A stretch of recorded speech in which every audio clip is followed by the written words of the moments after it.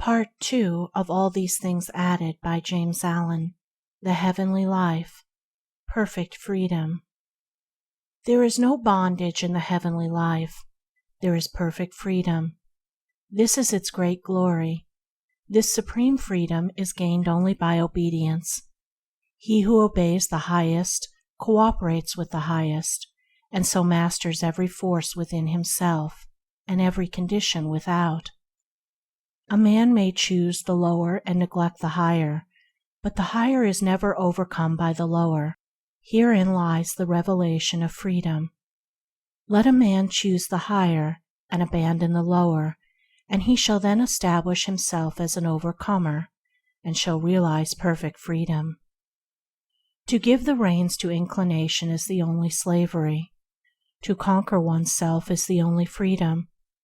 The slave to self loves his chains, and will not have one of them broken, for fear he would be depriving himself of some cherished delight. He clings to his gratifications and vanities, regarding freedom from them as an empty and undesirable condition. He thus defeats and enslaves himself.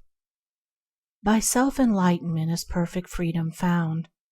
Whilst a man remains ignorant of himself, of his desires, of his emotions and thoughts, and of the inward causes which mold his life and destiny, having neither control nor understanding of himself, he will remain in bondage to passion, sorrow, suffering, and fluctuating fortune.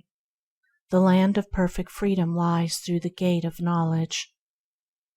All outward oppression is but the shadow and effect of the real oppression within. For ages the oppressed have cried for liberty, and 1,000 man-made statutes have failed to give it to them. They can give it only to themselves. They shall find it only in obedience to the divine statutes which are inscribed upon their hearts. Let them resort to the inward freedom, and the shadow of oppression shall no more darken the earth.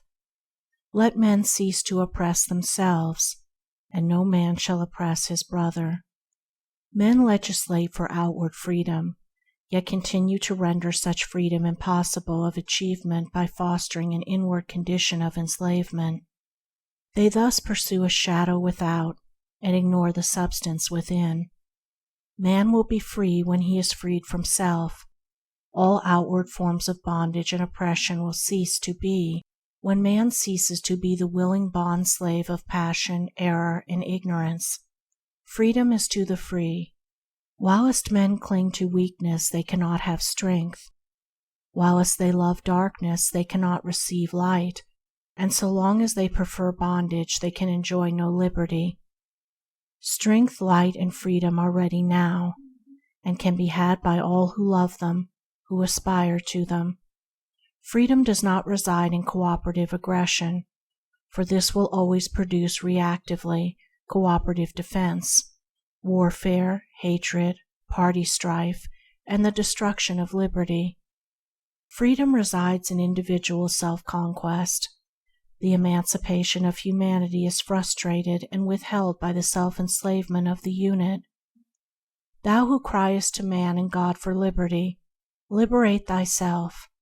The heavenly freedom is freedom from passion, from cravings, from opinions, from the tyranny of the flesh, and the tyranny of the intellect.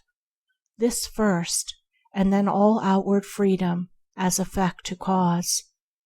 The freedom that begins within and extends outwardly until it embraces the whole man is an emancipation so complete, all-embracing, and perfect as to leave no galling fetter unbroken.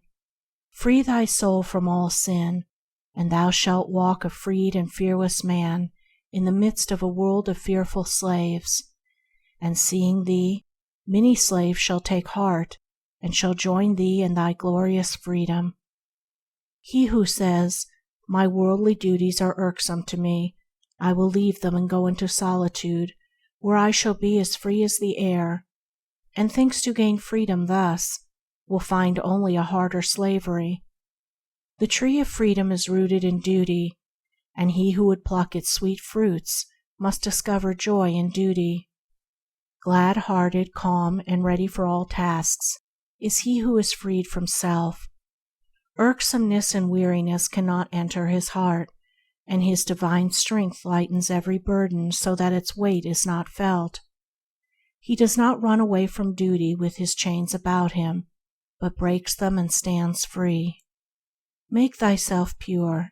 Make thyself proof against weakness, temptation, and sin, for only in thine own heart and mind shalt thou find that perfect freedom for which the whole world sighs and seeks in vain.